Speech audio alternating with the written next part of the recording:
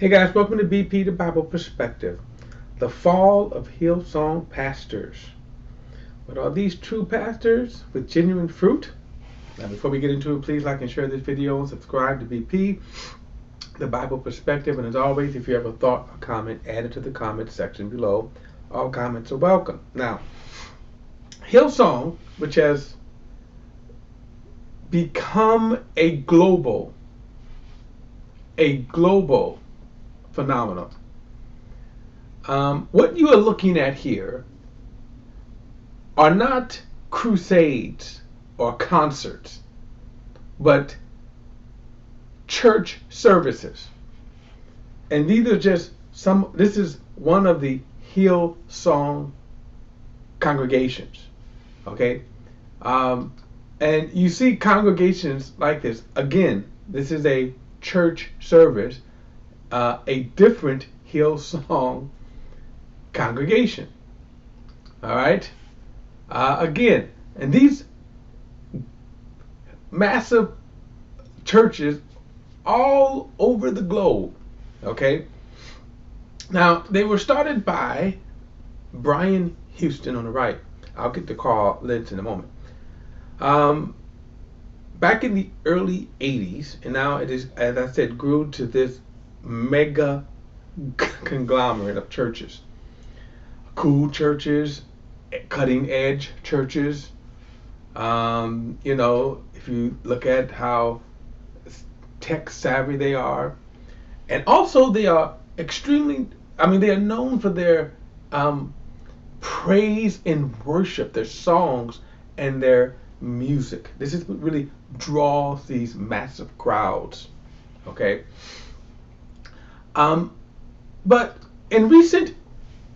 I say recent, just in the last, let's say this year, several well-known Hillsong pastors have been defrocked. Caught up in sexual sins, and then they end up resigning. Okay. Now, the guy on the right is Carl Lentz. He's an American Hillsong pastor, probably best known for one of his notable members, Justin Bieber. He too was caught up in an affair, and then ended up resigning his church. My question is this: are these true pastors? I mean, when we see these massive congregations, does that mean that this is God's mark on these churches? Does it mean that because of the growth of these churches that they must be of God? And I'm going to say no, absolutely not. Now, of course, here's another famous. This is not a Hillsong church. Obviously, you know him as Joel Osteen of Lakewood Church in Houston, Texas. Looking at a congregation there that I think that this is I want to say 15,000 seats, 16,000 seats, and this is probably before COVID, no doubt, filled this auditorium 3 times on a Sunday. Filled it, 45,000 attendees on a Sunday. So my question is now, and let me just say that I'm only showing you the relationship with mega churches. I'm not saying that Joe has been caught up in a sexual scandal, though he has been caught up in many controversies, mainly his doctrinal positions, his theology. But these pastors, some of these churches have been caught up in sexual sins. And to me, that's no surprise. It's no surprise when we think of these pastors and how we label them. And unfortunately, we label them by these kinds of manifestations, large crowds. What we don't measure them on is fruit.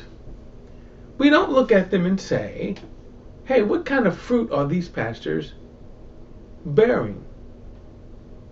See, to get this kind of crowd, you manufacture a service. It's a production. For example, music. As I said, music is an integral part of the service. What is less an integral part of the service, what is less part is the actual plain reading and teaching of the Bible. Now, though some of them have sermons, and yeah, there are scriptures sprinkled and peppered through their sermons, rarely is the actual plain reading of the Bible present with these churches, and especially on Sundays. I'll concede if, and I'm going to say if, during the week there are some kind of Bible studies. My experience has been no. And if there are Bible studies, it's usually studying someone's books or having some kind of club. But usually not the teaching of the Bible. And so the question is, when these guys produce their churches and they say, okay, I feel called to the ministry, how do you grow? And obviously, without a doubt, if you are a budding pastor, you want this crowd. Okay? You want to fill mega domes, right? Like this. Everyone do. I look, every person who is in the media want crowds like that. So without a doubt. Now that doesn't mean that every person is willing to do what they do in order to amass these crowds. But make no mistake, we all want these kinds of numbers. And I'll tell you, just as a YouTuber, my numbers is pathetically low. Okay? I don't know if I'm just not hitting the right algorithms or not, or just the fact that people are not that interested in my particular presentation. But like everyone else, I would love to be able to boast in these kinds of numbers. Okay? Now, I'm not also willing to do what a lot of people do to get these kinds of numbers. No, I'm not called to the ministry. I'm not pastoring the church. But I can tell you, being in the ministry, being in a Christian for many years, that oftentimes to produce this, however, and let me just say this: I'm not saying that every large mega church is a fake church producing no fruit. I'm not saying that, but I am saying these churches are. I'm saying that in order for Joel to have these kind of numbers, that there is a manufacturer production, there is a crafted message that he sticks with, and people flock to it. Okay? Now again, I'm just only saying, bringing up Joel from the standpoint of the numbers and the large of the big churches. I'm not saying that he is involved in sexual scandals anyway. And I'm using the word sexual scandals because that is the only one, that is the only sort of serious scandal that people would probably walk away from him on. And these days they wouldn't even do that. Like these churches here. Now these two guys get caught into sexual sin at the height. Let me just say this: Brian Houston basically had boasted about 150,000 people in their weekly service in around 30 countries. But because over a lot of these scandals and stuff, they have been losing a lot of their American church and the church affiliations. Okay, I want to go back to the question though. Are these true pastors in the first place? Are they true pastors with genuine fruit? Jesus said, "You will know a pastor, you will know the true shepherds and the true prophets by their fruit." And he didn't say by their works. Unfortunately, we measure them by their fruit. See, for years, people said this is a phenomenal move of God. But what my question would be is, if it is a phenomenal move of God, and I'm not going to even say, let's just put away the sin for a moment, because let me just say this. They can recover from the sin. There's forgiveness for the sin. I mean, and initially I was going to do a video. I'm going to title this video on do pastors have to resign when they sin?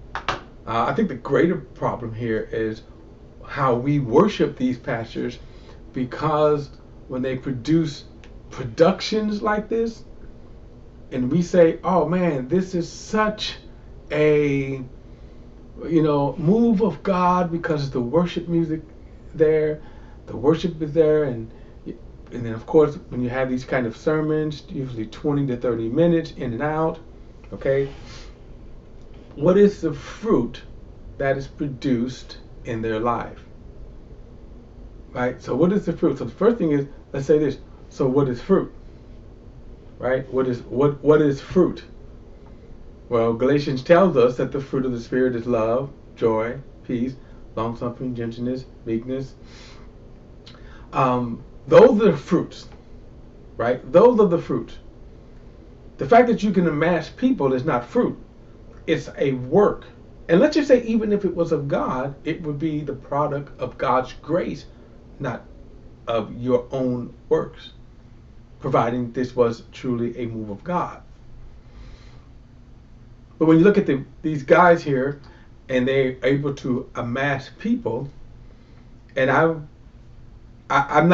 don't follow the Hillsong and churches like that. I wouldn't be a part of those kinds of churches.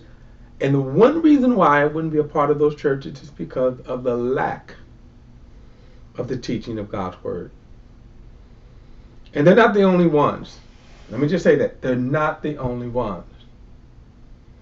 So here's my point is this: these mega churches and the fact that we're seeing some of these sins, they're not a surprise to me.